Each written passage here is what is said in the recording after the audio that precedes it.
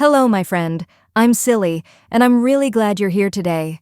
Whether you're listening while walking, working, cooking, or just relaxing, thank you. It means a lot to me that you're taking this moment for yourself, and I promise this episode might be the one that gently nudges your life in a better direction. Because today, we're talking about something surprisingly powerful: tiny habits. You've probably heard quotes like, "Success is the sum of small efforts, repeated day in and day out." But how often do we actually believe that? Most of us look for big, dramatic changes, new jobs, extreme diets, full makeovers, thinking those are the keys to a better life. But the truth is, change rarely comes in explosions. It comes in whispers. And tiny habits? They're the whispers that rewire your future. Let me ask you something. Have you ever tried to completely change your life overnight? You woke up one day, full of motivation, determined to be a brand new person. Maybe you made a long list: wake up at 5 a.m., run 5 kilometers, drink only smoothies, finish 10 chapters of a book, and call your grandma? And by day 3, everything crumbled? That's not because you're lazy or weak. It's because your brain resists change when it's too sudden. It feels unsafe, so it fights back. But what if I told you that brushing your teeth with your non-dominant hand could be the start of a chain reaction that leads to writing your first book? Sounds silly, right? Well, welcome to the world of tiny habits. Today we're diving deep into this. We'll explore how tiny habits work, why they're so powerful, how to start one, and how to make them stick even on your worst days. So, let's begin with this first idea. Tiny habits are identity builders. Let me explain. When you floss one tooth after brushing, it's not about hygiene. It's about becoming a person who doesn't skip the small stuff. It's about telling yourself, "I'm the kind of person who shows up, even if it's just for one tooth." Over time, that identity grows. You start thinking, if I can show up for this, maybe I can show up for that. It's like planting a seed and watching the roots grow underground before you ever see a leaf. Big goals are intimidating. They scream, "Climb me." But tiny habits whisper, "Just take one step." And guess what? The whisper wins. So let's take this idea of identity a little further. If you wake up and do one push-up every morning, it's not about building muscles. It's about reinforcing a belief. I'm someone who takes care of my body. Even if the action seems small, the story it tells your brain is powerful. You're not trying to be the best version of yourself in one day. You're simply casting a vote every day for the kind of person you want to become. And the beautiful part? You don't need to be perfect. You just need to keep voting. If you miss a day, it's okay. You're still that person. One missed day doesn't erase your identity, just like one raindrop doesn't flood a city. But one small action, repeated, can eventually build something big. That's why I love the phrase, "Consistency beats intensity," because intensity burns hot but fades fast. Consistency is quiet, but it stays, and tiny habits are consistency's best friend. Now let's talk about the science. Why do tiny habits work so well? It all starts in the brain, more specifically, the basal ganglia. This part of your brain loves patterns. It loves shortcuts. When you repeat a behavior often enough, your brain says, "Great, I'll turn this into a habit so I don't have to think about it anymore." But here's the catch. The behavior has to be easy enough that your brain doesn't resist. If you try to meditate for 30 minutes on day 1, your brain screams, "Too hard, abort mission." But if you take just one deep breath after brushing your teeth, that's easy. Your brain says, "Fine, we can do that." And once that tiny habit is in place, it creates a gateway. You might take 1 breath today, then 2 tomorrow, and a full minute next week, without pressure, without pain, just natural growth. That's how behavior becomes identity, and that's how tiny habits plant their roots. Let's talk about how to start. This is where most people get stuck. They think, "I want to build better habits, but I don't know where to begin." So here's my suggestion, and it might surprise you. Start ridiculously small. And when I say small, I mean laughably small. If your goal is to read more, don't start with read 30 minutes a day. Start with open a book. That's it. You don't even have to read a page, just open the book. Because once the book is open, you'll probably read a line, maybe even a paragraph, and on some days that might grow into a full chapter. But the key is, there's no pressure. This is called the minimum viable habit. It's the smallest version of the habit that still keeps the identity alive. Think of it like a spark. It may not light a fire every time, but it keeps your match dry. And one day, you'll strike it, and boom, the fire will catch. Now here's a simple 3-step formula to begin your tiny habit journey. 1. Anchor your habit. Tie your new habit to something you already do. This is called an anchor. For example, after I brush my teeth, I will do 1 squat. After I pour my morning coffee, I will write 1 sentence. The anchor gives your habit a natural time and place to live. 2. Keep it tiny. Always start with a version so small you can't say no. Don't write a full journal entry, just write 1 word. Don't do 20 push-ups, just do 1. 3. Celebrate immediately. This part matters. After doing your habit, celebrate. Smile. Say, yes. Pump your fist. Anything that gives your brain a hit of dopamine. That way, your brain links the habit to positive emotion. It may sound silly, but trust me, silly knows what she's talking about.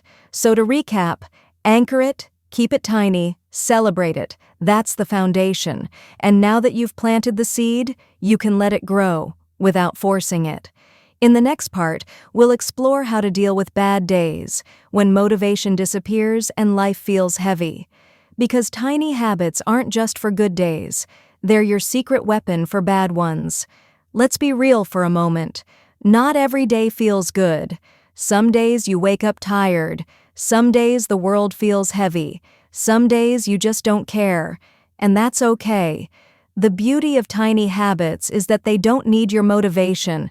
They only need your presence. You don't need to feel inspired to take 1 deep breath. You don't need to be full of energy to open your journal.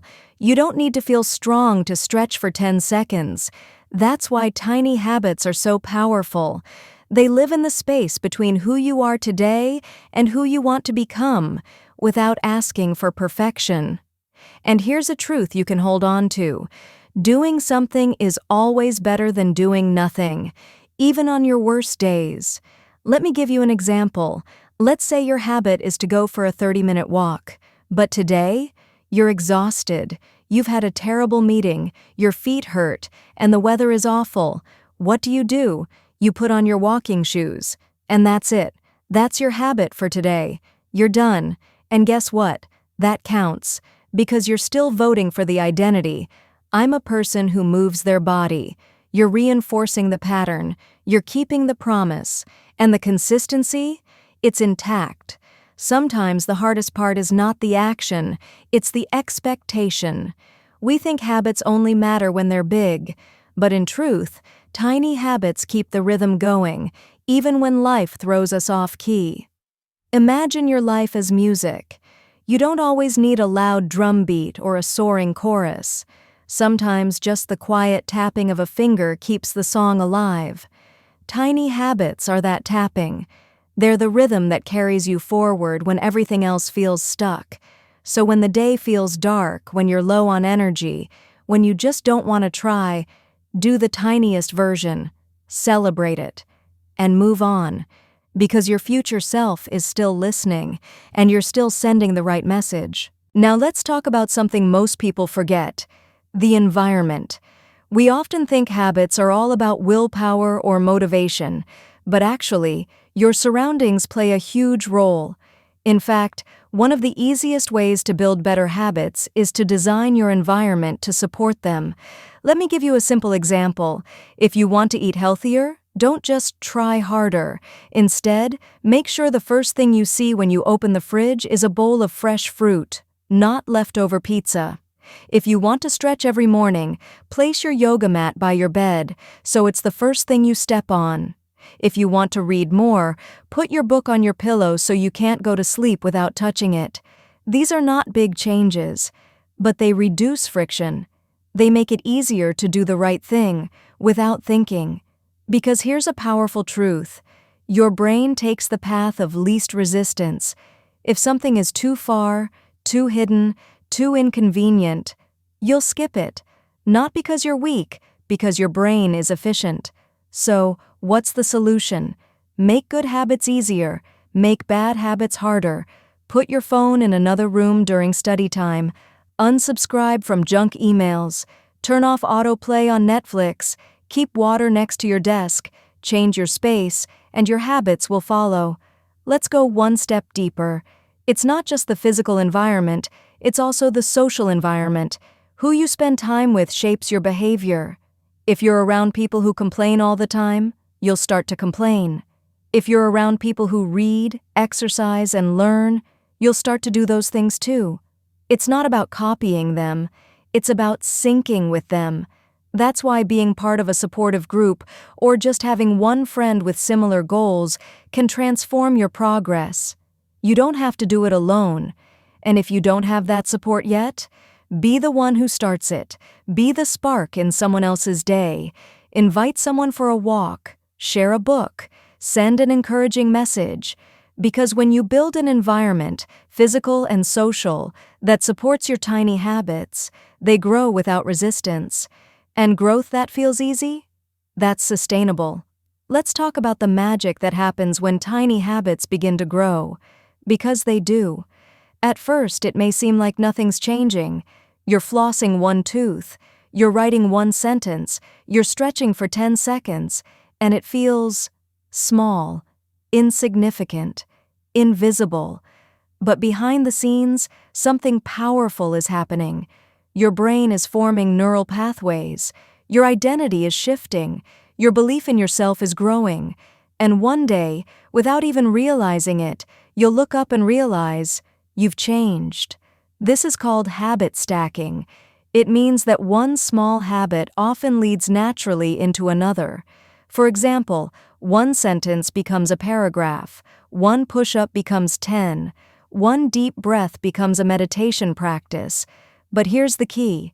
You don't force it. You let it evolve. You follow the energy. If one day you feel like doing more, go ahead. If another day you only do the bare minimum, that's still a win. Consistency creates momentum, and momentum turns tiny habits into powerful routines. And here's where it gets even more exciting. Tiny habits create ripple effects.